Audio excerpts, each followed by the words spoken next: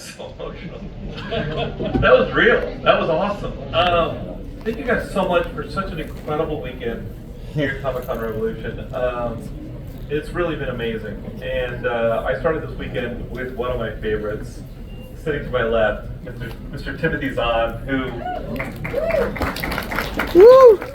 Dude, I was getting my face thrown into a locker back in 1991 or two. I was like, it's going to be worth it, because one day you're going to moderate the band who's they're tearing up right in front of your face. No, I'm kidding. Was it? I mean, no. Yeah, it was rough as a geek back in the early 90s. But I got the revenge because I get to hang out with Timothy Zahn at conventions and talk to him about these stories that we love so much. To Timothy's left is someone I met a couple years ago, Christian Gossette. I was a fan of the Red Star, I was a fan of Tales of the Jedi, and and he said, "Hey, Christian's going to be at this convention." I said, "Throw him on the Star Wars panel. Let's do a Star Wars panel." There's Christian Gossette, got Timothy freaking Zahn, and then we got Mr. Jim Cummings over here to my right.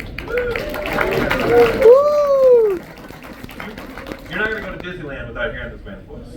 All right? That's right. And you're not going to watch Rebels or any of that stuff. I mean, I think you're the only person who isn't just who hasn't been relegated to Legends up here on the stage. Like, you're still canon, sir. Yeah, I'm still going. Your stories are still canon. But I think a lot of this is going to depend on you guys, the Star Wars fans. Like, I exhaust Timothy with my questions whenever we've done 3 panels so far, 4 or 5 panels in the last couple months. I'm going to lean on you guys pretty heavily, but first off, I'm just going to start off generally, and starting with Christian, let's just talk about your entries into the Star Wars universe. We are talking Star Wars. You want to go to another panel? I understand, but this is what we're doing today. We're talking Star Wars. Yeah, absolutely. No, it was, I mean, the real claim, my most known connection to the galaxy is the double-bladed lightsaber. That was the thing that came from my desk that most people are grateful to me about as far as Star Wars is concerned. And it did start on my desk. I was doing Tales of the Jedi comics in the early 90s, and they said, okay, look, George was writing the prequels, and he didn't want any more stuff to have to keep in mind as he did. So he made our story begin 4,000 years before Luke. And so there was no reference for this, there was no Bible for this, so I had my own little blank slate, right? My own little corner of the Star Wars galaxy that I had to design. And I said, well, 4,000 years ago, I love anthropology, I love martial history, it's gonna look different culturally. And how do you do that, but at the same time, make it look like Star Wars? So I went to George's inspirations. I went to Akira Kurosawa, I watched all of those films. Which is what Lucas did. It's such a smart move. That's right. Flash Gordon and Joseph Campbell. And from this, I got this idea. I said, I know how to make it look like Star Wars, but at the same time ancient. One of the things I would do is kind of lean into feudal Japan in a space kind of way. But at the same time, as these Jedi are I surmise that as these Jedi are going around the galaxy and meeting these new cultures, and as Jedi are happening within these cultures all over the galaxy, they're going to have their martial traditions. And those martial traditions, those weapons from those cultures are going to affect the shapes of their lightsabers. And so that's where the double-bladed lightsaber comes from. And I had a bunch of others. I had a curved handle lightsaber in honor of the katana, all these crazy lightsabers. And to which licensing immediately said, "What are you doing to the lightsabers?" And I LARPers are going to hurt themselves one day with this, sir. And fortunately for me, they said, fine, look, do a really nice version of this double-bladed whatever, and we'll show it to George, and if he likes it, you can use your lightsabers. And I did, and you can, if you want to see that, it's table C17 in Artist Alley. I've got a print of the actual drawing that George approved, and that's why there's a double-bladed lightsaber. That's crazy, Christian, because as I'm reading that stuff, I'm reading Tales of the Jedi Dark Horse stuff, and at the same time, you're getting to see, you start getting to see the ROM games coming out, right? Yeah. And Jedi Knight 2 had a lot of Jedi and Sith history in it, right? Because you can go, which was one, you can go dark, you can go light, but it ended in a Valley of the Jedi that had like the ancient artifacts and stuff like that. So as I'm reading your Tales of the Jedi, which were great, I loved all those comics. As I'm reading those things, you're just getting all that history in the CD-ROM games. You're getting it in the books. The man to my left is responsible for so much. And we're still seeing on screen. What do we know you from? in Star Wars? Star Wars, let's see. Into the mic, sir, please. Into the mic, sir, please. Okay, what did I create in Just Star a Wars? little dabbling. The Slicer, Gent. He was my creation. Many people know me for that. Woo! Cosplay is that? I have people cosplay, a couple of them as Eli Vanto, but most of the cosplay is Thrawn or Mara Jade. Aralani is starting to make a good appearance in cosplay as well. It's got to be a rewarding scene. Oh yeah, it's. I mentioned to one cosplayer a year or so ago that if I'd known the characters were going to be cosplayed, I probably wouldn't have gone with the blue skin, which is such a pain to have to go on.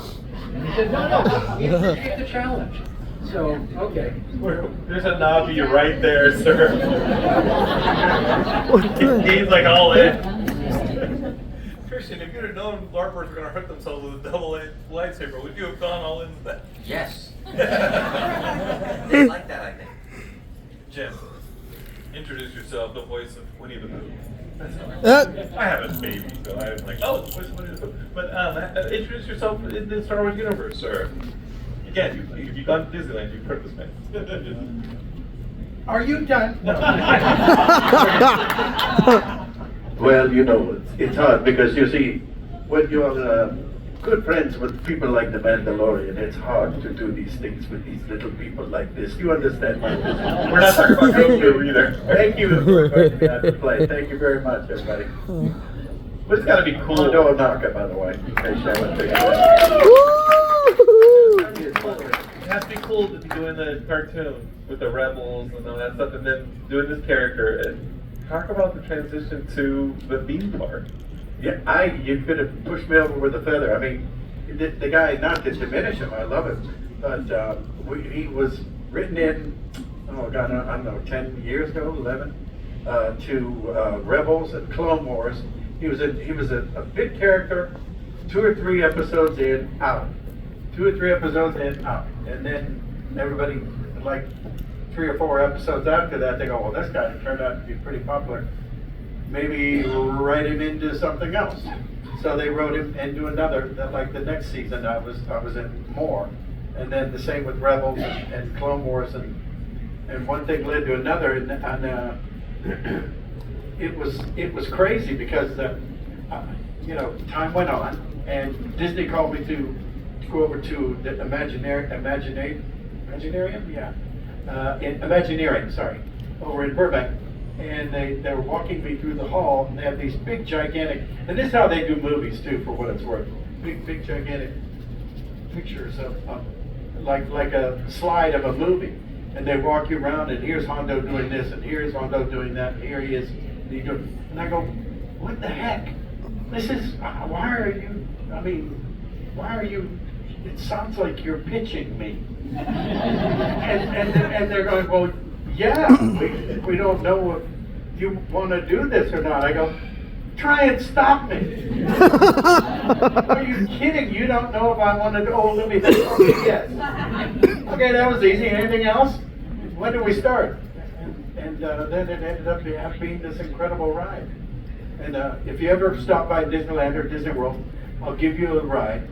In my dear friend Skywalker, what was named Han somebody. Anyway, we don't have to test it. We don't want it to work. But I'll give you a ride. Woo! Thank you. Jim, are you in Mandalorian and Grogu? Say it again? Are you in the Mandalorian and Grogu movie? I don't know. I don't think so. Okay. I just had to ask because I was like, oh, he's right here. I'm going to ask him. I don't Yes. I'm a fan. I'm going to ask him. As a fan, were you guys fans before Star Wars came across your doorstep? Oh, yeah. Jim, they talked about you as a fan of Star Wars. Well, I remember it came out, I was a lot younger.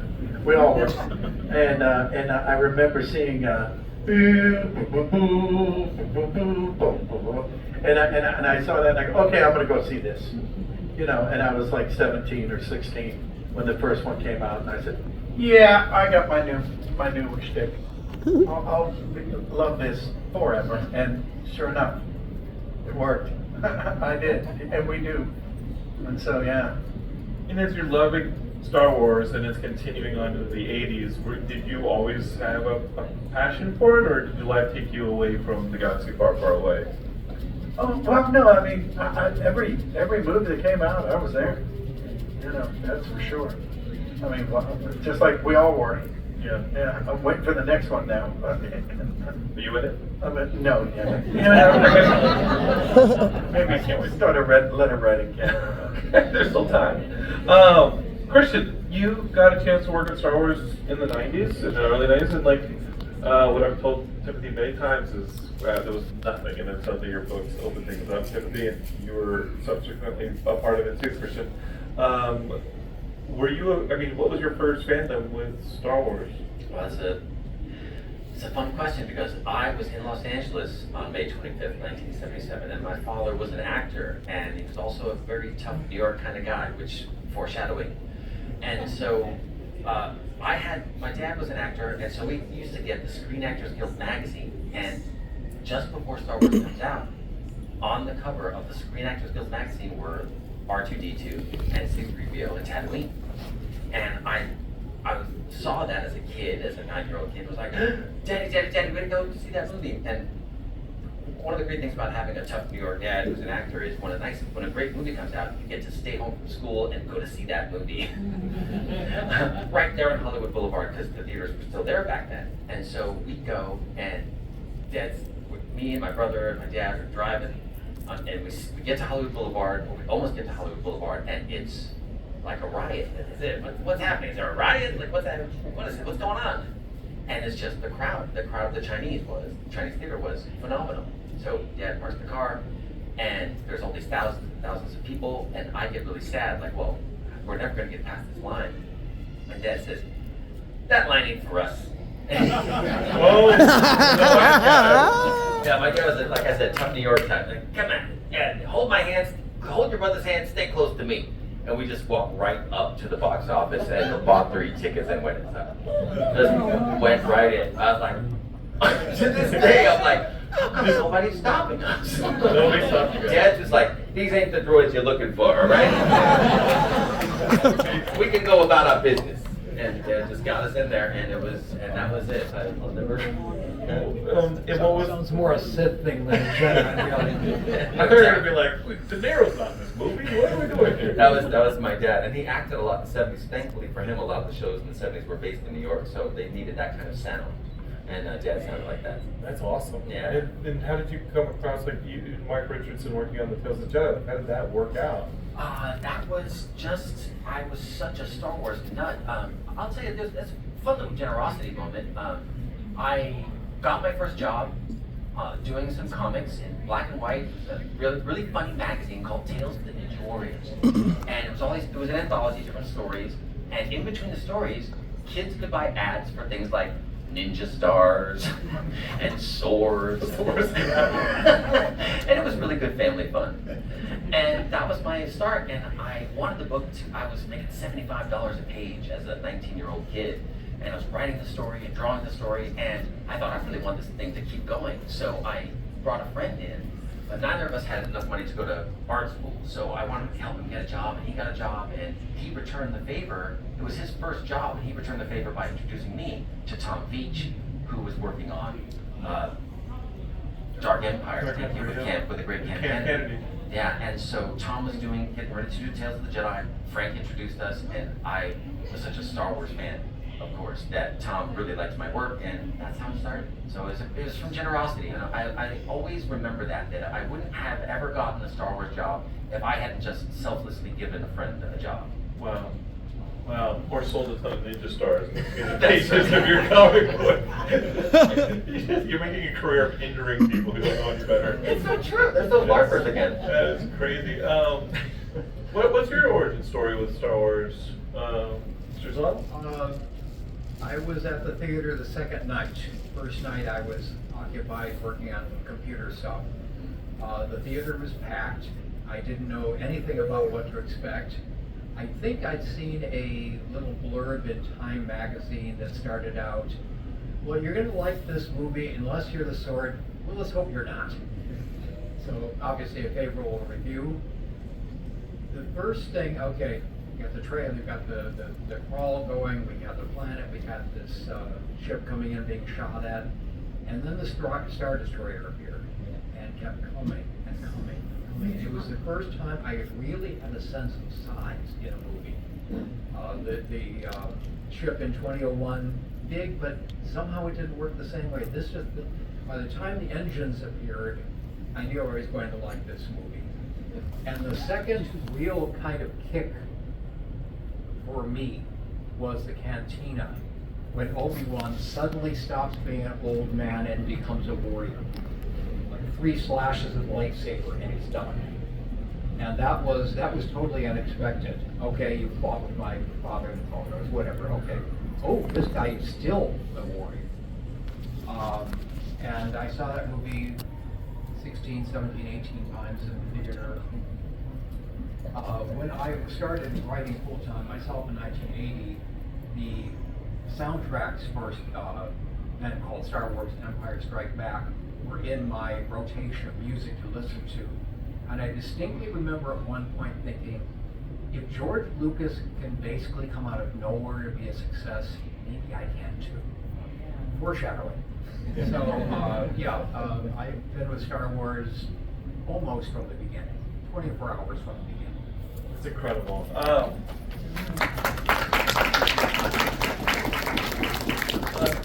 Tim had his moment where he sees the Tantive 4 and then again in the Cantina where he's just pulling him into this fandom.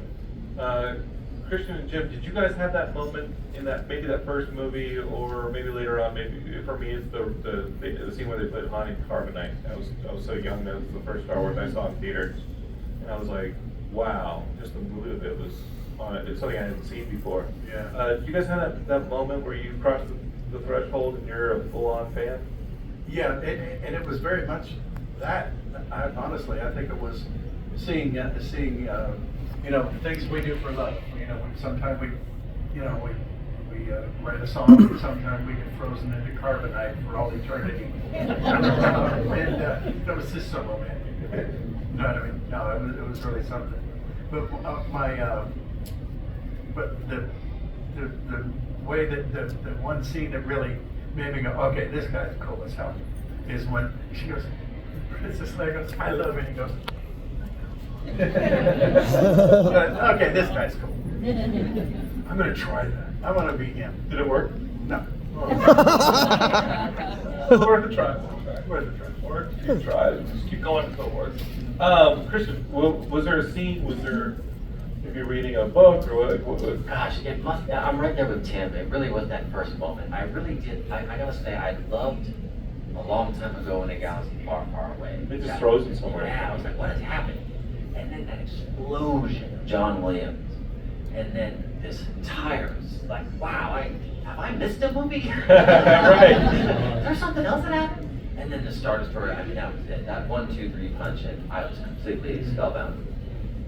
Now, as fans, y'all have created your own content within the Star Wars universe. What are you a fan of that maybe someone else created? It can be legends. It can be something that maybe one of your peers worked on. But what is a Star Wars release that you've been like, that's awesome? I'm all in on that one. Yeah. I mean, you and I, Tim, we talked about Solo. Solo's a film that you really enjoyed, and you wanted to see that trilogy continue. And we talked to Liana Kangas, our friend who's an artist.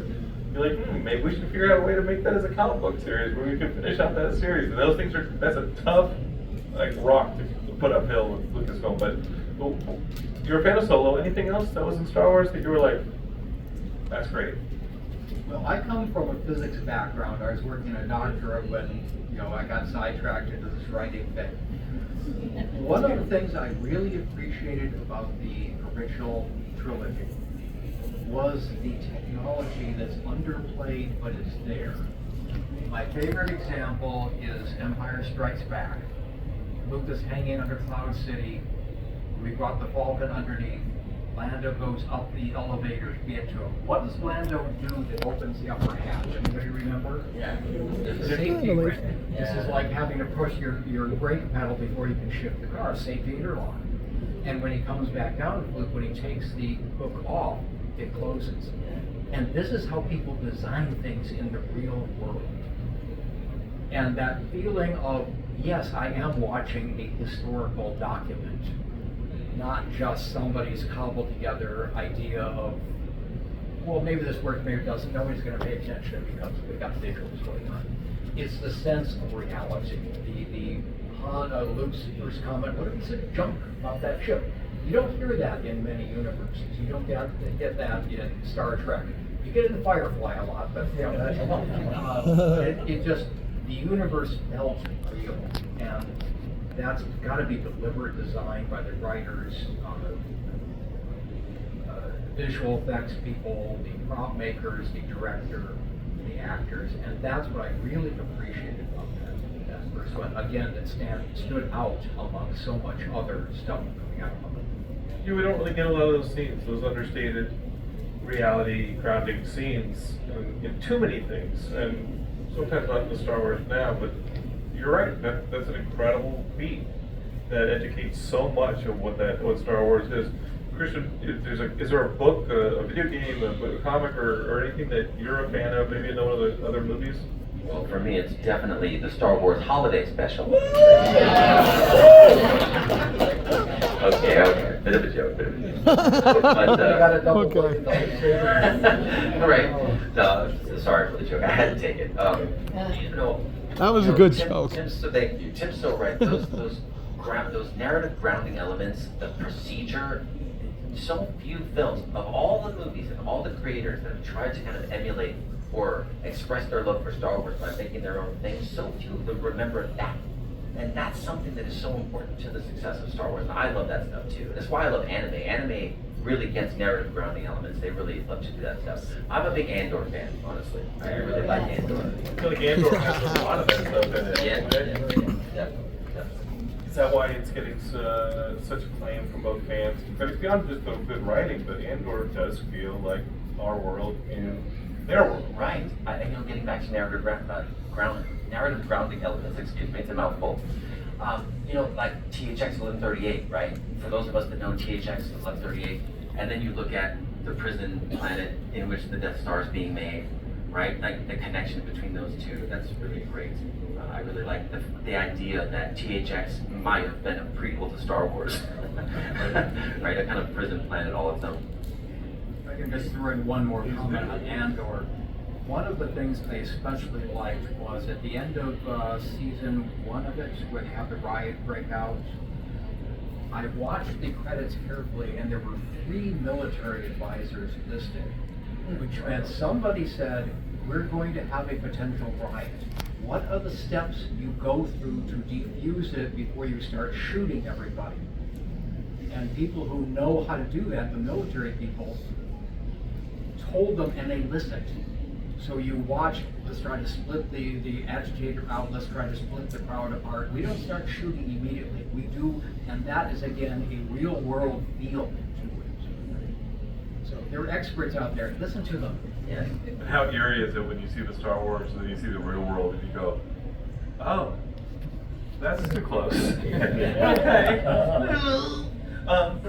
Jim, is there, you're in a theme park now. Is there a Star Wars that is out there, from the comics to the movies to the video games to the theme parks, that you're a fan of, that you're like, that's what I'm a fan of right there. I like Solo, or I like, Mandalorian. Or Oh gosh, yeah. Well, I got a kick out of seeing Han Solo, and in Solo when he first started out as a young rebel, and the thing that killed me was Chewbacca. I was thinking, what the heck is that? Oh my God, that's Chew. And you're going, wow, poor guy. So he was like a club fighter. What was he? It's like it was just a different approach. You wouldn't have thought of those guys in that way. He was a pro wrestler before he was or whatever the heck he was. Right. You're like, wow, cool. okay, this is interesting. Way too interesting. Good stuff. How do you keep Star Wars fresh, guys? Like, storytellers, you did, feels like Jedi ran this thing, right? But then you were like, nah, still gonna do some space realism, and you did the Red Star, which is like awesome. If you guys don't know, like, your indie book was I mean, in the mid-90s, it got so much.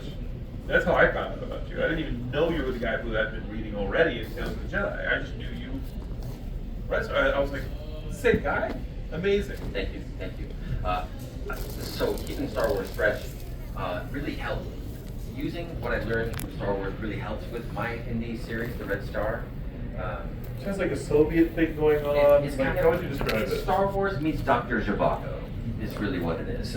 It's like, I love martial history, and Soviet martial history is really fascinating. So I came right off of working on Tales of the Jedi, and I thought, okay, well, I want to do my own thing now. What would that mean? And I was like, well, my father told me all these great stories about Soviet history when he was a little boy during World War II, and we were allies. And I take my love of Star Wars and fantasy, and I put them together into the Red Star. And keeping Star Wars fresh for me really is about going back to that anthropology that really is the basis of Star Wars. That George did such a nice job, and then the rest of the crew did such a nice job of peppering in and out. And so that to me is what keeps Star Wars fresh. And that anthropological approach, the same approach that was taken in the early days. Tim, was there something that you think this is Star Wars, we gotta keep, this is how do you do it fresh? You see it going forward, you see it in Mandalorian. I think we see it a lot in Mandalorian and stuff like that, where it's like, Anytime you're doing a series or a history, you need to do what's called consequence testing. If this happens, what are the consequences? When I do writing seminars, okay, let's come up with a technology. And when you do, okay, teleport tubes or something, all right, how are the good people going to use this? How are the bad people going to use this? Because they both will. And building that background can help develop your story. And you watch Star Wars, especially the current things, okay, the Empire has fallen, but people did not go away all at once. We've got fragmented chunks of the Empire. We've got the New Republic still finding its way. We've got political problems between the old style, the old rebel commanders who may or may not have been able to run a galaxy, and you've got the politicians who think they know how to run the galaxy. All of this stuff is, okay, we knocked out the Empire, we knocked out the Emperor, now what? And following the consequences and possible consequences of what that could lead to is how I think you keep the future history fresh, and how you you add new characters and new dynamics in it as well. Real world problem. Exactly. and knowing that, Jim, talk to me about developing this character's voice. Like, how much of it was a directive? How much did you bring to it? How many of your ideas were part of Hondo's development? Yeah, well, with Hondo, I always gravitate toward guys like this. I like them. He's not a super good guy. He's certainly not a very bad guy. He's not a pure villain. But, you know, I wouldn't want to play cards with him. I can't recommend that. But, you know, he's got just enough larceny in him. But I really, I got a kick out of it when the younglings were on board in one of the series, and it came that you know, he could take advantage and he could make a couple of bucks if he does this, that, or the other thing, but it would put kids in danger.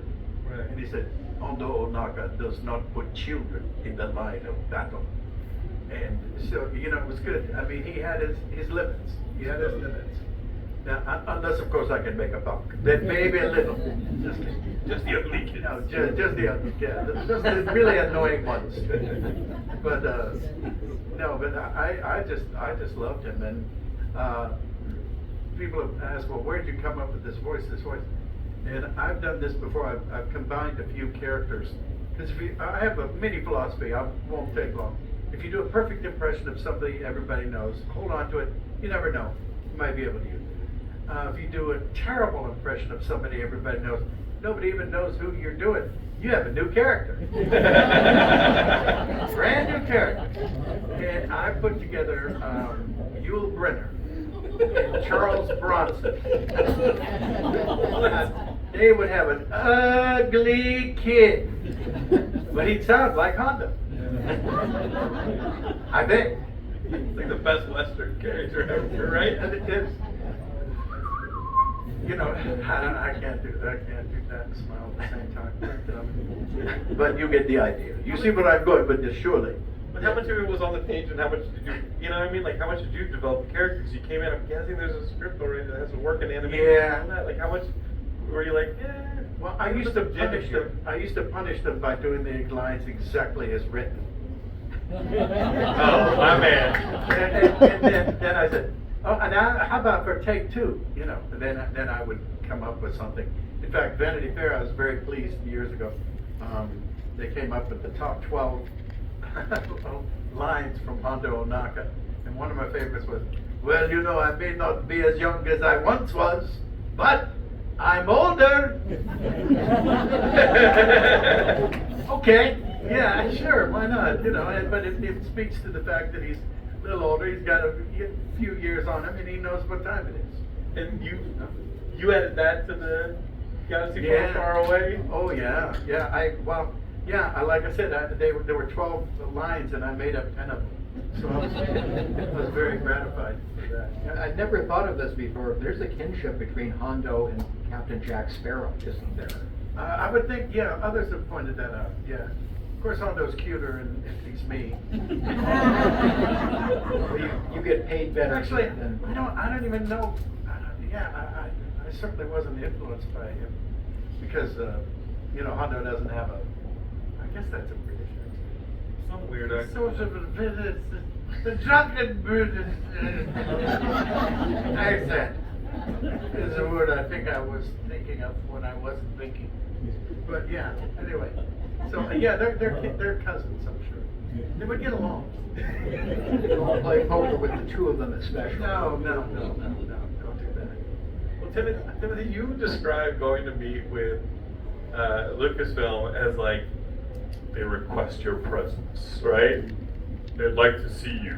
And you fly in, you go, and then I always picture you walking through like doors that are going, and you keep going through like security as you get deeper and deeper towards Filoni and to discuss what he wants to talk about. That there are parameters. Like early on when you were writing Thrawn, there were no parameters. Now there's lots of parameters. Jim's over here just improvising lines. As a creator, how does that make you feel? Well, I'm improvising all my Right. lines. Yeah, you're right. I liken working with Star Wars to a basketball game. There are certain dimensions of the court, certain number of people you can have on, there are rules and everything else, which is fine. You can do a good story, basketball story, with constraints. Creating my own stuff is much more like Calvin Ball, where I get to make up all the rules and then have to stick with them, but I have to make them up. Hobbs comes extra. I do the improvisation. They sometimes tell me you can't do this or something along that line. Sometimes I'll get oh, this is cool. Story group will tell me also when I hit something I didn't know was there.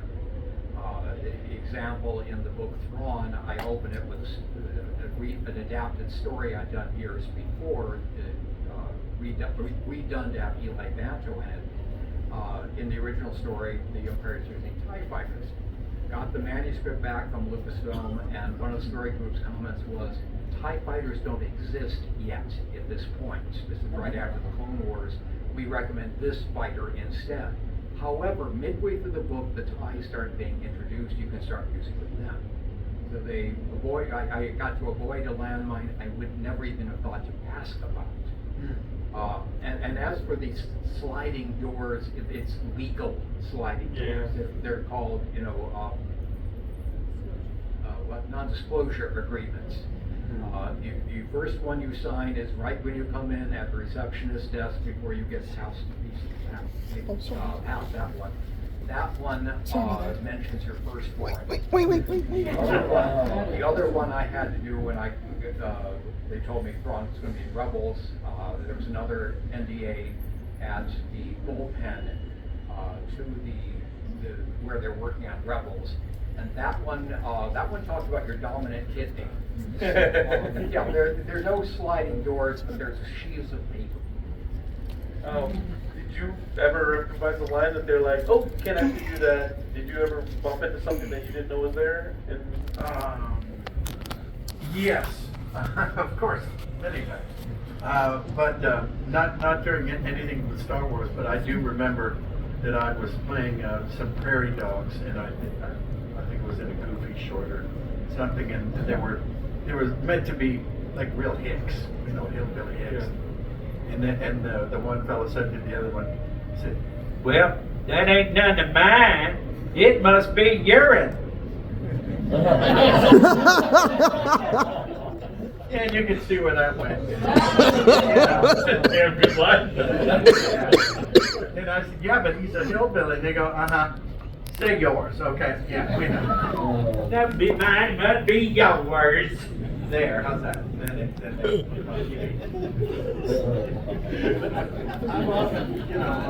That was good. But, you know, that was... I know. But I know. I've said it before, you know, like the Darkwing Duck, that's the middle line. I'm the tear the flaps on the 9 winged skirts. Next to that, there's that Darkwing Duck. About the third or fourth, about the 7th show, we did like 100. Said that I'm the tear the flaps in the night. Doesn't matter what I'm right here, you know Jim's not going to say it anyway. And Darkwing Duck. So it was kind of fun. I snuck in a little break. How does it sound as Darkwing Duck, Jim? What's that? Can you say the Darkwing Duck? I am the terror that flaps in the night, the wicked scourge that pecks at your nightmares. I am Darkwing Duck. Yeah! I didn't know I did that until just now. I was like, oh my god, ask her to do it. I was like, ask her to do it, you idiot. When are you going to get this chance again? Thank you. You're welcome. Shucks. Christian, when you were writing Star Wars, did you bump up against any invisible stuff at that point? Like you said, George started being like, yeah, I think I'll make some more Star Wars movies. It was just I had those crazy lightsabers that the lightsaber had only ever been that photographic handle off that camera. It had only ever been that one design, and so I challenged that. And now I'm happy to say you can't have a new Star Wars show without some new variant of a lightsaber. But back then, that was like, what are you doing? And it had to go to George, and thankfully he liked the idea as well.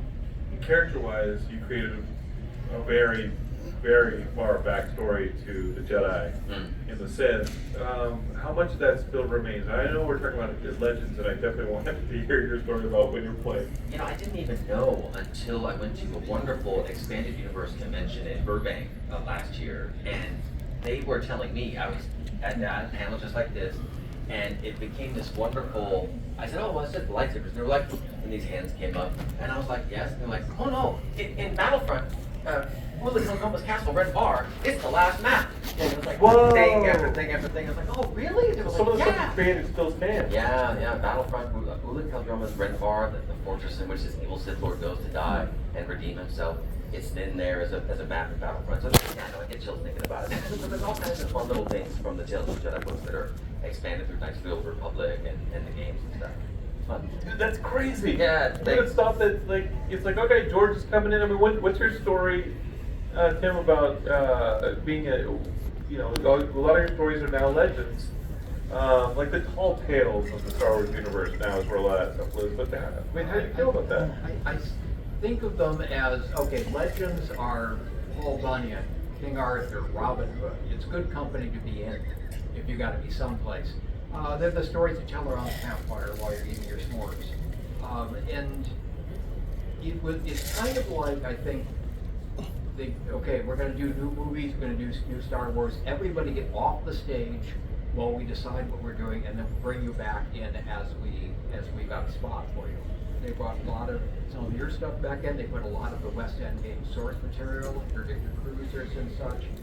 I like Filoni's attitude. He has said that if we need something in Star Wars, our first question is, do we already have it someplace?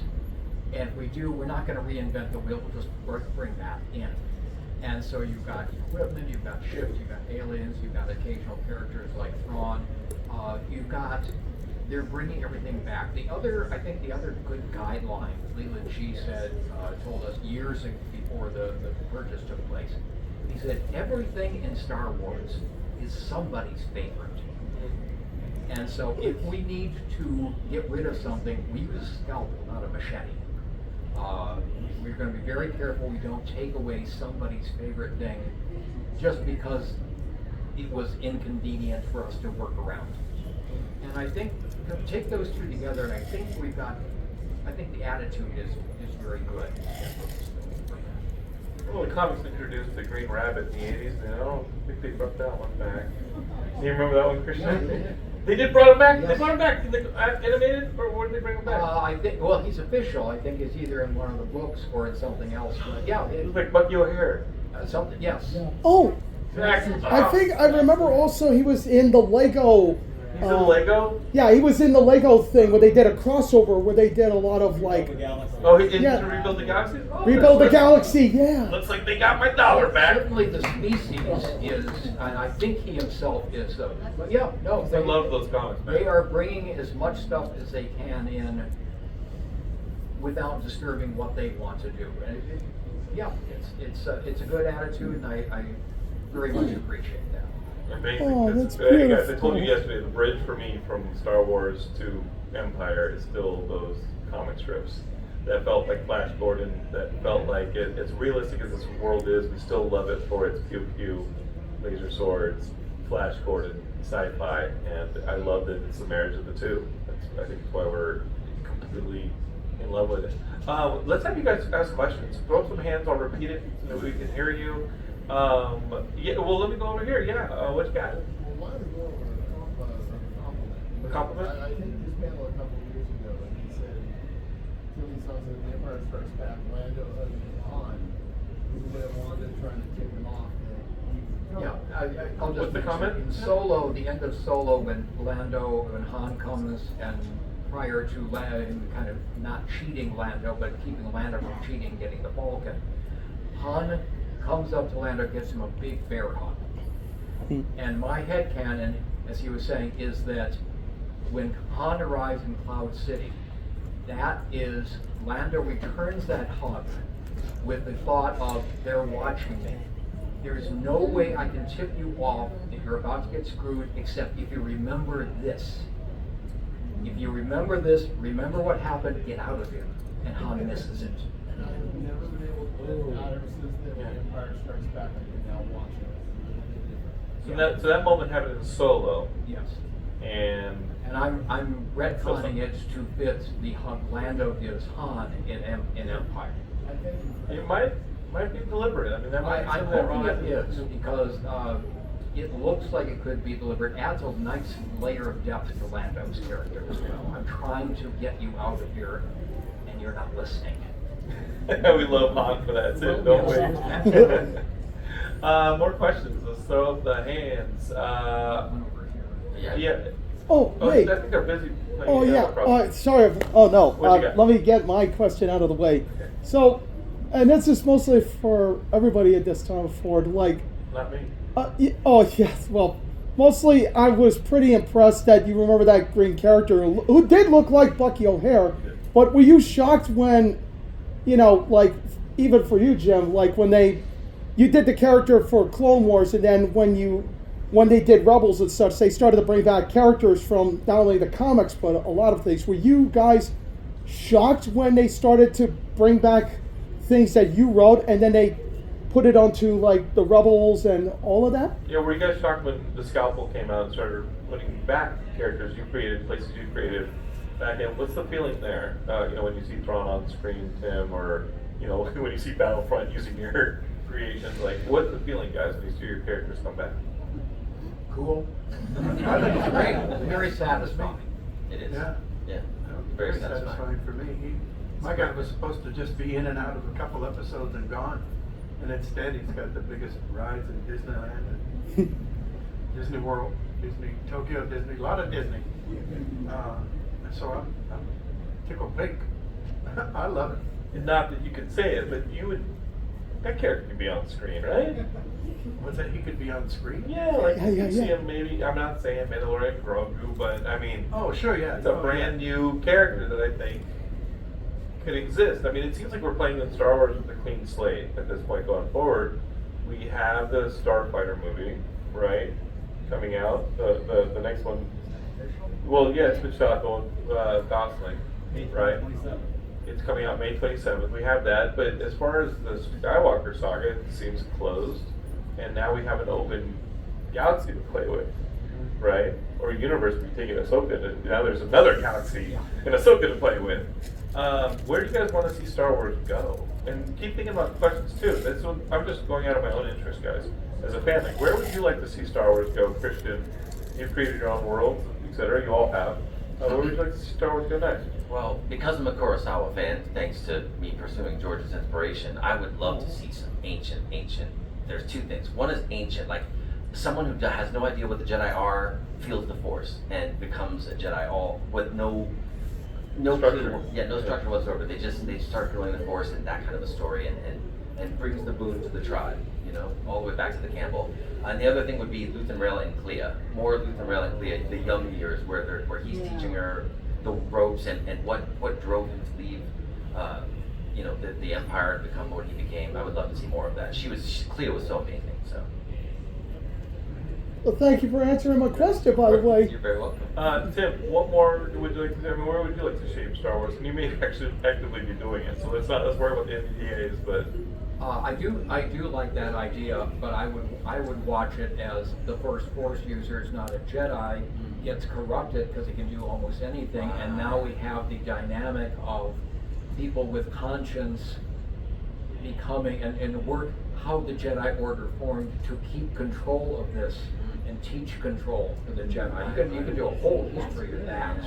Yeah, and that's very human history as well. Sure. what do you guys? What do the good people do? What do the bad people do? Exactly. When are you guys going to make that comment? I'm available if you want help with working on this. Yeah, I am too. When that becomes a cartoon, you guys going to call him Mr. Cummings? Who knows? Oh, Of absolutely. course. Are you kidding The me? yin and the yang. Center stone. That's what I Yeah, said. that sounds good. Every time we do a panel where it's not a spotlight Timothy's on panel, you end up like being like, oh, we should make this. You should make this. And I always get excited because I'm like, oh man, Timothy Zahn's gonna pitch Lucasfilm on a more solo, and we're gonna see it. Well, the last one we tried with Liana, yeah. she's not gotten traction on that at all. So She actually tried though, didn't So she? she did try, but did not get traction. What would it take fans to do this? Would it, I mean, I think the best thing is vote with your dollars, right? Fans like just keep showing up for Star Wars, and they'll keep going. George Lucas tried this. How many studios did he take it to? 11. He created a toy company. I mean, Kenner only exists because everybody passed on the toys, and Kenner said, "Well, we can't put them under the you know, we can't get them sold in stores by the time May rolls around, but we can sell a coupon." And they put them all under the trees by Christmas, and that coupon, unclipped, is more valuable than any of the toys that they sold, right? So everybody handed in that coupon. I love that story that Kenner really only exists. It's Hasbro and Mattel passed on making the Star Wars figures, which is crazy. Jim, where would you like to see Star Wars go next? Beyond more Hondo, of course. Yeah, beyond more Hondo. Well, that's a good question. I like the idea of plumbing the depths of history, of and who was the original person who tapped into the Force? Where did that? What Pride Rock was that happening on? Or all these, all this Joseph Campbell stuff, right? Comes up in mystery and history and myth and legend. I love it all. I love that they incorporate so much. And there's even aspects of the Old West, like when Han shows up and he's ready to grab his. It just has such an overall appeal, on so many different levels. I feel like that's why we love that for the Mandalorian. It came out and you're like, it went right back to being a Western. And it's just Mounties, and it's just clean. It was so, while Andor had a lot of moving parts, and you have to keep track of all the moving parts. The dummy like me is like, oh, it's like a Western. I mean, I really love that Mandalorian. It was so clean. It felt so Star Wars in the economy of it. Are there creators you would love to see play in the Star Wars universe? As creators yourselves, of course, you want to play in the Star Wars universe. We all want to play in the Star Wars universe. Is there anybody who would be like, I would totally watch his Star Wars jam? It could be on the page. It could be on the screen. It could be the return of the Max Rebo band? Like, who would? The problem is that just because you can write well does not mean you can write Star Wars. Thank you. Yeah, and I think we established that with the clip, right? Yeah, so it's, Thank you. you can look at, okay, this person writes really great stuff, but can they capture the Star Wars? Exactly. And some unknown who, moderate sales could capture Star Wars well and be sitting in a panel like this. I can't wait. Okay. I mean, is there anybody that you? I mean, what are you guys fans of that educates maybe your storytelling around Star Wars? Like, does that make sense? Like, who are your influences? Anyway. I don't read fiction anymore, really. It's too much like editing. I will see, okay, no, I'm going to watch the plot line, I'm going to watch the character interactions. That was not set up well. So most of what I read nowadays is nonfiction. Dude, you went off on this next iteration yesterday. You were like, it was frustrating. Well, yeah, again, We can't all be Timothy Zahn, okay? people who are cinematographers will watch a movie or read a book and watch the art work. I watch plotting because that's my job. And I cannot turn my brain off far enough, so I will see things. I went off a little on Star Wars Next Gen, or Star Trek Next Gen, when there was some dumb plot things to it just to move it along. People had to behave like idiots. So I will now give you a reverse thing. A good bit of writing. Princess Bride. How many have seen Princess Bride? Good example. Goldman. Okay. When do you first know the man in black is an honorable man?